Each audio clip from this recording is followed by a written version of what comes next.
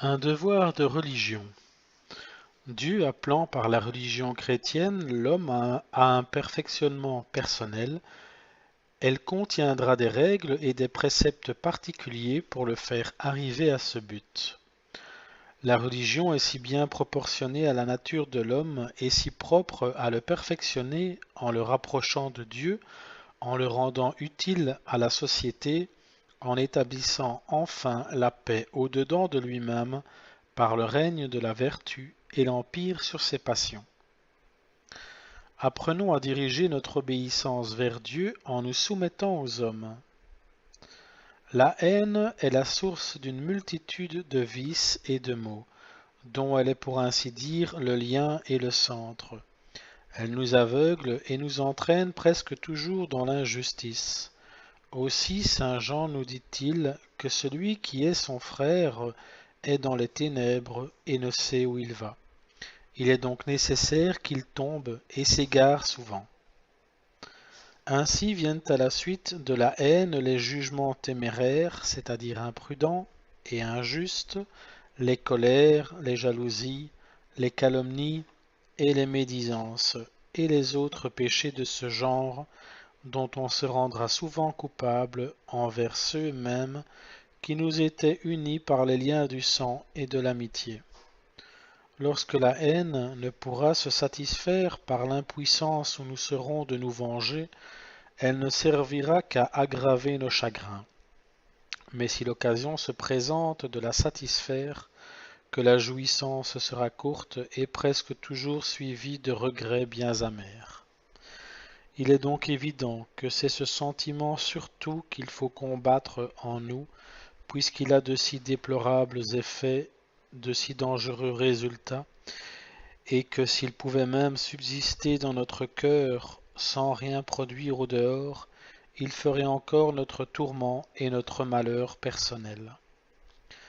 Ainsi la religion chrétienne se montre sage et prévoyante en exigeant la répression du sentiment de la haine aussi bien que de ses actes. En s'étudiant à détruire le principe, elle assure bien mieux et notre propre bonheur et la sécurité de la société.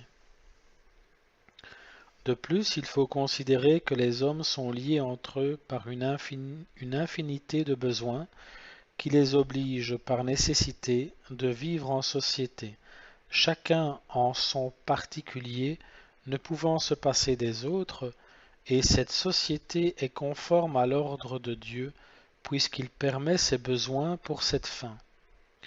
Tout ce qui est donc nécessaire pour la maintenir est dans cet ordre, et Dieu le commande en quelque sorte par cette loi naturelle qui oblige chaque partie à la conservation de son taux.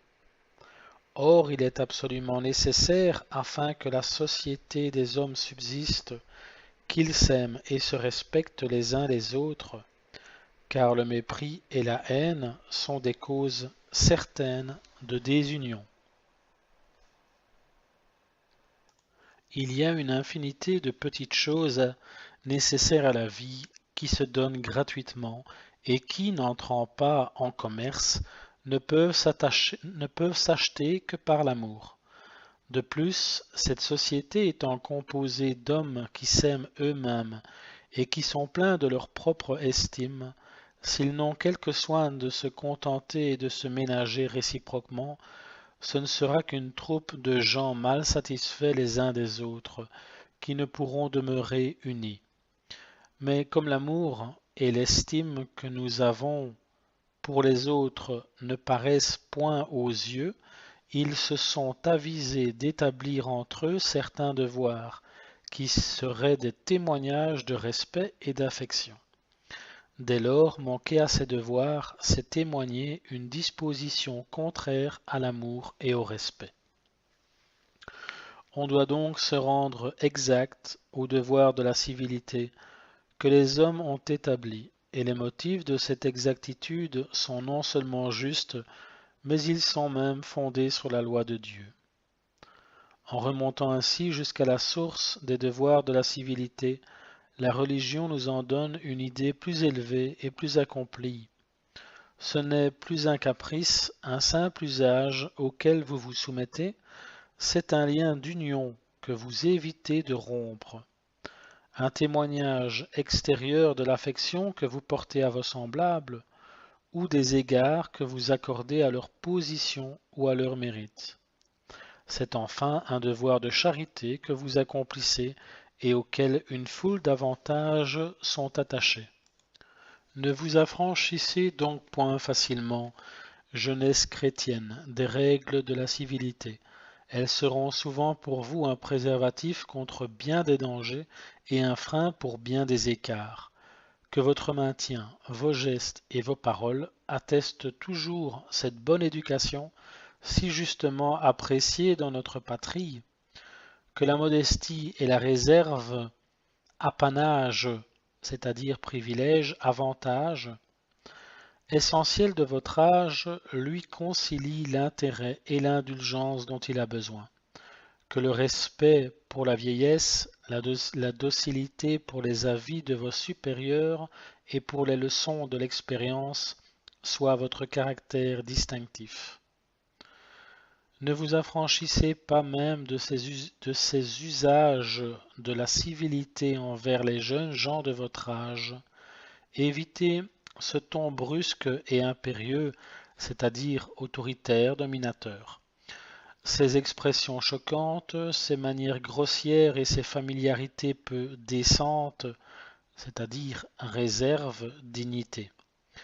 Car en vous laissant aller à leur égard, à cet abandon qui s'affranchit de toute gêne, vous contracterez des habitudes dont il vous sera plus tard bien difficile de vous défaire, et vous vous formerez avec peine à cette politesse, à cette urbanité que la société a droit d'attendre de vous, et en retour de laquelle vous recueillerez des égards et une distinction toujours précieuse. Vous avez donc pu maintenant, mes amis, vous convaincre par ce court exposé des obligations que la morale chrétienne nous impose à l'égard de nos semblables, qu'elle ne néglige rien de ce qui peut contribuer à leur bonheur et au nôtre. Sans doute une société fidèle à toutes ses lois vous paraîtrait douce et digne de toute votre affection. À présent, je vais vous parler quelque peu de l'importance du devoir d'État. Depuis la faute de notre premier père, l'homme fut condamné au travail, et même à un pénible travail, selon ses expressions, tu mangeras ton pain à la sueur de ton front. L'ordre est général, puisque aucun de nous n'est innocent, et que le travail est une obligation expiatoire qui doit nous faire souvenir tous les jours que nous sommes pécheurs. Offerte à Dieu dans cette intention, elle devient pour nous une source de mérite et nous acquiert des droits à sa miséricorde. Ceux-là seuls sont donc véritablement à plaindre qui, en supportant le poids du travail, ne le considèrent que comme une dure nécessité, comme une sorte de fatalité de position, sans vouloir faire attention à ce que la religion leur enseigne à cet égard. On dirait qu'ils aiment mieux payer cette dette aux caprices d'un sort injuste que d'en faire hommage à leur Créateur. Pour le véritable chrétien, au contraire, le travail perd une grande partie de son amertume par la pensée du Maître si juste et si miséricordieux qu'il sert et du but qu'il se propose. Le prix de ses efforts lui est toujours assuré d'avance, puisqu'il suffit de son intention pour les rendre méritoires et les faire agréer de Dieu. Quel calme et quelle force doivent lui communiquer cette pensée, tandis que le mercenaire, en travaillant pour les hommes, s'épuise dans l'incertitude du succès et de la fidélité de ses maîtres, et que, dans l'espoir d'un mince salaire, il ne s'épargne aucune peine, aucun effort. Nous, enfants du Père céleste, ne devons-nous pas redoubler d'ardeur, c'est-à-dire de vitalité, d'acharnement, en considérant ces sublimes et infaillibles promesses? Notre travail ainsi encouragé et perfectionné par ce motif n'en deviendrait que plus profitable encore à nos frères et à nous-mêmes en ayant soin d'en bannir la fraude et la contrainte. Tandis que toute l'occupation du mercenaire est de faire, avec le moins de frais possible, le profit le plus considérable, et qu'il lutte sans cesse d'intérêt avec celui qui l'emploie. Par contre, le chrétien qui sert en premier lieu un maître juste et qu'on ne peut tromper, cherchera avant tout à rendre son œuvre irréprochable à ses regards perçants. Et le maître pour lequel il travaille ici-bas y trouvera sans doute aussi son compte. La volonté, l'ordre formel de Dieu, voilà donc le premier motif qui doit nous porter au travail et nous en faire remplir toutes les conditions. Mais quel est donc le but que se propose la religion chrétienne en nous présentant si fréquemment une vérité que tout nous prouve d'ailleurs? Voudrait-elle nous attrister, pour ainsi dire, sans fruit, et nous soustraire par le sentiment de l'indifférence à tous les soins de la vie? Non, sans doute, loin de nous une pareille pensée. La religion, il est vrai, nous dirige et s'efforce de nous conduire à une vie meilleure, puisqu'elle nous apprend que celle-ci n'est qu'un passage, mais elle connaît bien pourtant ce qui est nécessaire à ce passage lui-même, et elle ne nous le laissera point ignorer. Vous le voyez, mes amis, la religion chrétienne tend à vous enseigner une grande science, la plus nécessaire à votre bonheur présent et à venir, la science qui doit vous apprendre à vous connaître et à vous vaincre. La religion n'attache pas ses récompenses à des actions d'éclat et hors de notre portée. Elle n'exige pas de nous le succès dans les entreprises humaines, elle ne réclame que l'accomplissement en vue de Dieu des obligations attachées à notre état et à notre position. Celui qui réclame avant tout notre cœur tient compte de l'intention seule et n'exige que ce qu'il est toujours en notre pouvoir de donner et d'accomplir. Nous, chrétiens, nous sommes les sujets d'un roi couronné d'épines. Nous appartenons à un roi de souffrance, à un roi d'abjection et d'humiliation. Nous ne sommes à lui que pour vivre comme lui, que pour être animés du même esprit que lui, que pour nous rendre ses imitateurs, comme nous nous déclarons ses disciples.